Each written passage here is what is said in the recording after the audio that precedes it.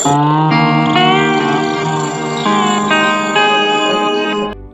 Friends, எல்லோரும் எப்படி இருக்கீங்க? நம்மளோட ஹோம் ஸ்வீட் ஹோம் ஜேர்னியில் எங்களோட சேர்ந்து நீங்களும் ட்ராவல் பண்ண ரெடியாக இருக்கீங்களா? வாங்க வீடியோக்குள்ளே போகலாம்.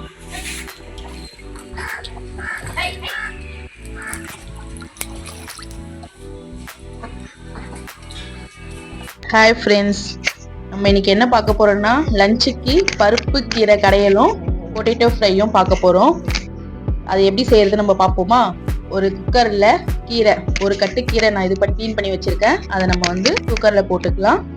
க்ளீன் பண்ணி போட்டுக்கிறோம். நெக்ஸ்ட்டு ஒரு கப்பு துவரம் பருப்பு க்ளீன் பண்ணி வச்சுருக்கோம். அதையும் நம்ம அந்த கீரையில் வந்து ஆட் பண்ணிக்கலாம். நெக்ஸ்ட்டு சின்ன வெங்காயம் ஒரு 10 பீஸ் எடுத்து போட்டுக்கிறோம். அதோட ஒரு மீடியம் சைஸ் வெங்காயமும் போட்டுக்கலாம். சின்ன வெங்காயம் வந்து டேஸ்ட் கொடுக்கும், அதனால நம்ம அதை வந்து ஆட் பண்ணிக்கிறோம். நெக்ஸ்ட்டு க்ரீன் சில்லி ஆட் பண்ணிக்கலாம். நான் ஒரு 5 பீஸ் போட்டிருக்கேன். உங்களுக்கு காரம் எவ்வளோ வேணுமோ அதுக்கு ஏற்ற மாதிரி போட்டுக்கோங்க. அடுத்தது ஒரு பெரிய சைஸ் டொமேட்டோவை கட் பண்ணி போட்டுக்கலாம். ஒரு சின்ன லெமன் சைஸ் புளி அதை வந்து ஆட் பண்ணிக்கலாம். போட்டால் அந்த பருப்பு கீரைக்கு கொஞ்சம் போட்டால் நல்லா டேஸ்ட் நல்லாயிருக்கும். அப்புறமா நம்ம வந்து அந்த கீரை முழுகிற அளவுக்கு வாட்டர் வந்து ஆட் பண்ணிக்கலாம். கீரையிலேயே வாட்டர் கண்டென்ட் இருக்கனால நம்ம தண்ணி அதிகமாக நம்மளுக்கு தேவைப்படாது. நெக்ஸ்ட்டு நம்ம 5 விசில் விட்டு ஸ்டவ்வை வந்து ஆஃப் பண்ணிடலாம்.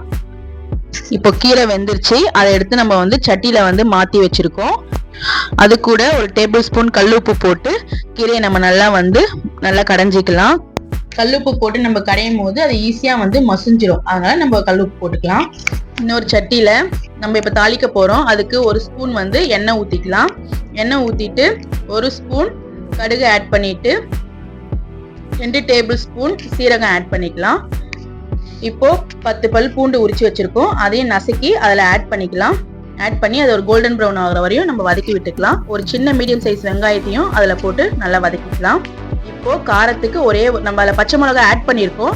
இருந்தாலும் தாளிக்கிறதுக்கு ஒரு காஞ்ச மிளகாவை கிள்ளி அதில் ஆட் பண்ணிக்கலாம். அப்போ டேஸ்ட் நல்லாயிருக்கும். கடைஞ்சி வச்ச கீரையும் அதில் ஆட் பண்ணி அது வந்து கீரை வந்து ரொம்ப கொதிச்சிடக்கூடாது. லைட்டாக வந்து அந்த நுரை நெலும்பி வரும்போது நம்ம வந்து என்ன பண்ணோம், நல்லா கலரி விட்டு டேஸ்ட்டு பாருங்கள். சால்ட்டு பத்தலைன்னா நீங்கள் இன்னும் கொஞ்சம் சால்ட் ஆட் பண்ணிவிட்டு கீரை வந்து ஒரு கொதி வந்ததும் தட்டு போட்டு மூடி ஸ்டவ்வை வந்து நம்ம ஆஃப் பண்ணிடலாம். நெக்ஸ்ட்டு பொட்டேட்டோ ஃப்ரைக்கு தேவையான இன்க்ரீடியன்ட்ஸ் பார்த்தலாம். அதுக்கு நான் 1/2 கிலோ அளவுக்கு பொட்டேட்டோ எடுத்து வேக வச்சு சாப் பண்ணி வச்சுருக்கேன். நெக்ஸ்ட்டு 3 பெரிய சைஸ் வெங்காயம், அதையும் நைஸாக சாப் பண்ணி எடுத்துக்கிட்டேன். நெக்ஸ்ட்டு 2 சின்ன சைஸ் தக்காளி, அதையும் நைஸாக சாப் பண்ணி எடுத்துக்கிட்டேன். நெக்ஸ்ட்டு ஒயிட் சன்னா ஒரு கப் அளவுக்கு ஊற வச்சு வேக வச்சு எடுத்துக்கிட்டேன்.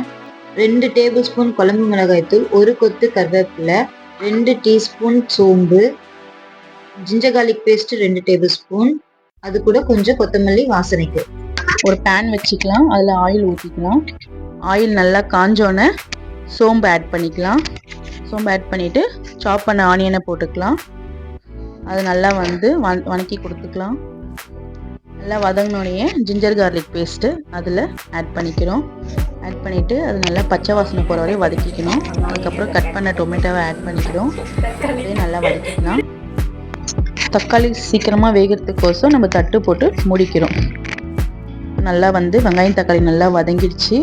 இப்போ நம்ம என்ன பண்ண போகிறோம்னா கறி லீவ்ஸ் போட்டு கொஞ்சம் வதக்கிக்கணும். அதுக்கப்புறம் பாயில் பண்ணி வச்ச பொட்டேட்டோவை அதில் போட்டு நல்லா வந்து வதக்கணும். நல்லா வதக்கி கொடுத்துட்டு அதுக்கப்புறமா வந்து பாயில் பண்ண அந்த கொண்டைக்கடலையும் அதில் ஆட் பண்ணிக்கிறோம். ஆட் பண்ணிவிட்டு அதையும் போட்டு நல்லா வதக்கிக்கலாம். நல்லா வதக்கி கொடுத்துட்டு இப்போது நம்ம மிளகாத்தூள் அதில் ஆட் பண்ணிக்கிறோம்.